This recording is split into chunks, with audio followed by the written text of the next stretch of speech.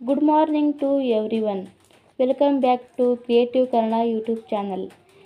ಹೆಚ್ಚಿನ ಕನ್ನಡ ಮಾಹಿತಿಗಾಗಿ ನಮ್ಮ ಚಾನಲ್ನ ಸಬ್ಸ್ಕ್ರೈಬ್ ಮಾಡಿ ಹಾಗೆ ಸಪೋರ್ಟ್ ಮಾಡಿ. ಈ ವಿಡಿಯೋದಲ್ಲಿ ಕನ್ನಡ ಸಂಧಿಯ 4ನೇ ಪ್ರಕಾರವಾದ ಪ್ರಕೃತಿ ಭಾವದ ಬಗ್ಗೆ ತಿಳಿದುಕೊಳ್ಳೋಣ. ಪ್ರಕೃತಿ ಭಾವ ಎಂದರೇನು? ಅವು ಯಾವ ರೀತಿ ಸಂಧಿಯಾಗುತ್ತವೆ? ಅದರ ನಿಯಮಗಳೇನು? ಉದಾಹರಣೆಯೊಂದಿಗೆ ಸಂಕ್ಷಿಪ್ತವಾಗಿ ತಿಳಿದುಕೊಳ್ಳೋಣ. ಮೊದಲನೆಯದು ಪ್ರಕೃತಿ ಭಾವ ಎಂದರೇನು? ಪ್ರಕೃತಿ ಭಾವ ಎಂದರೆ ಸ್ವರದ ಮುಂದೆ ಸ್ವರವು ಬಂದರೆ ಕೆಲವು ಕಡೆಗಳಲ್ಲಿ ಲೋಪ, ಆಗಮ ಮೊದಲಾದ ಸಂಧಿಕಾರಗಳಾಗದೇ ಇದ್ದ ಹಾಗೆಯೇ ಇರುವುದಕ್ಕೆ ಪ್ರಕೃತಿ ಭಾವವೆನ್ನುವರು. ಸ್ವರದ ಮುಂದೆ ಸ್ವರವು ಬರುತ್ತೆ, ಆದರೆ ಯಾವುದೇ ರೀತಿಯ ಲೋಪ, ಆಗಮ ಮೊದಲಾದ ಸಂಧಿಕಾರಗಳು ಆಗುವುದಿಲ್ಲ.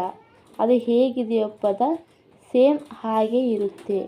ಹಾಗೆ ಇರುವುದಕ್ಕೆ ಪ್ರಕೃತಿ ಭಾವವೆನ್ನುತ್ತೇವೆ. ಇಲ್ಲಿ ಯಾವುದೇ ರೀತಿಯ ಸಂಧಿ ಕಾರ್ಯ ನಡೆಯುವುದಿಲ್ಲ. ಉದಾಹರಣೆಗೆ ಅಣ್ಣ ಅಲ್ಲಿ ನೋಡು. ಈ ಶಬ್ದವು ಬಿಡಿಸಿದಾಗ ಅಣ್ಣ ಪ್ಲಸ್ ಅಲ್ಲಿ ನೋಡು ಎಂದಾಗುತ್ತದೆ.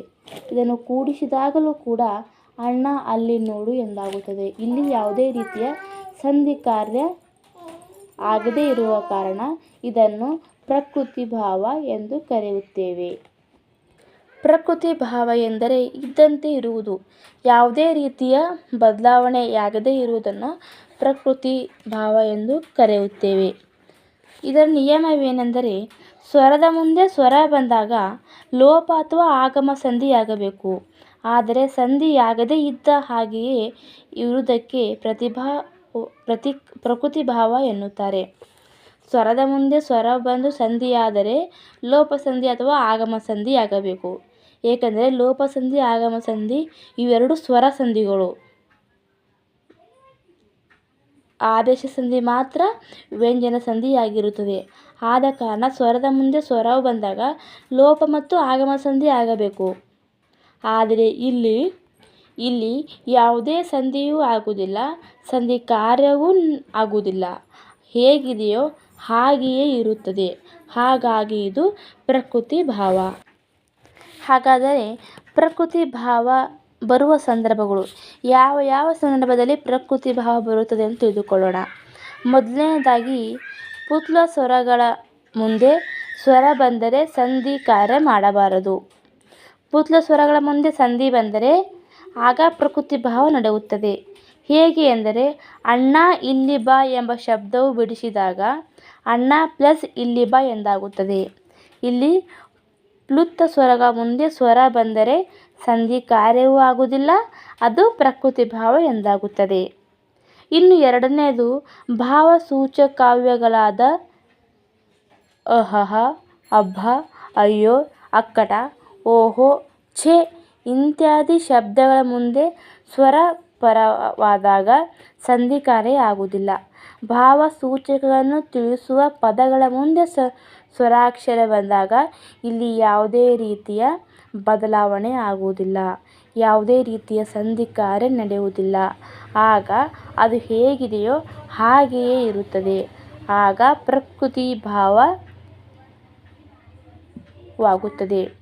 ಉದಾಹರಣೆ ನೋಡುವುದಾದರೆ ಅಯ್ಯೋ ಅವರಿಗೇನಾಯಿತು. ಇದನ್ನು ಬಿಡಿಸಿದಾಗ ಅಯ್ಯೋ ಪ್ಲಸ್ ಅವರಿಗೇನಾಯಿತು ಎಂದಾಗುತ್ತದೆ. ಅಯ್ಯೋ ಎಂಬುದು ಭಾವಸೂಚಕ ಶಬ್ದ ಆದ ಕಾರಣ ಇಲ್ಲಿ ಯಾವುದೇ ರೀತಿಯ ಸಂಧಿ ಅಥವಾ ಸಂಧಿ ಕಾರ್ಯ ಆಗುವುದಿಲ್ಲ. ಆದ ಕಾರಣ ಇದು ಪ್ರಕೃತಿ ಭಾವವಾಗಿದೆ. ಇನ್ನೊಂದು ಸಂದರ್ಭ ಆ ಎಂಬ ಶಬ್ದದ ಮುಂದೆ ಅ, ಆ, ಐ, ಔ ಸ್ವರಗಳು ಬಂದರೆ ಸಂಧಿ ಮಾಡಬಾರದು. ಉದಾಹರಣೆಗೆ ಆ ಅಂಗಡಿ ಎಂಬ ಶಬ್ದವು ಬಿಡಿಸಿದಾಗ ಆ ಪ್ಲಸ್ ಅಂಗಡಿ ಆಗುತ್ತದೆ. ಇಲ್ಲಿ ಆ ಎಂಬ ಸ್ವರದ ಮುಂದೆ ಮತ್ತೆ ಅ ಎಂಬ ಸ್ವರ ಬಂದಾಗ ಸಂಧಿ ಕಾರ್ಯ ಆಗುವುದಿಲ್ಲ. ಹಾಗಾಗಿ ಇದು ಪ್ರಕೃತಿ ಭಾವ. ಪ್ರಕೃತಿ ಭಾವ ಎಂದರೆ ಇದ್ದಂತೆ ಇರುವುದು. ಪುತ್ಲ ಸ್ವರಗಳ ಮುಂದೆ ಸ್ವರ ಬಂದರೆ ಅಲ್ಲಿ ಯಾವುದೇ ರೀತಿಯ ಸಂಧಿಕಾರ್ಯ ಆಗುವುದಿಲ್ಲ. ಹಾಗಾಗಿ ಆಗ ಅದು ಪ್ರಕೃತಿ ಭಾವ ಆಗುತ್ತದೆ. ಇನ್ನು ಭಾವ ಸೂಚಕಾವ್ಯಗಳ ಮುಂದೆ ಸ್ವರ ಬಂದು ಸಂಧಿ ಆಗುವುದಿಲ್ಲ. ಆಗ ಅದು ಕೂಡ ಪ್ರಕೃತಿ ಭಾವವಾಗಿ ಇರುತ್ತದೆ. ಇನ್ನು ಆ ಎಂಬ ಶಬ್ದದ ಮುಂದೆ ಅ, ಆ, ಐ, ಔ ಸ್ವರಗಳು ಬಂದರೆ ಅದು ಕೂಡ ಪ್ರಕೃತಿ ಭಾವ ಎಂದಾಗುತ್ತದೆ. Thank you for watching and support our YouTube channel.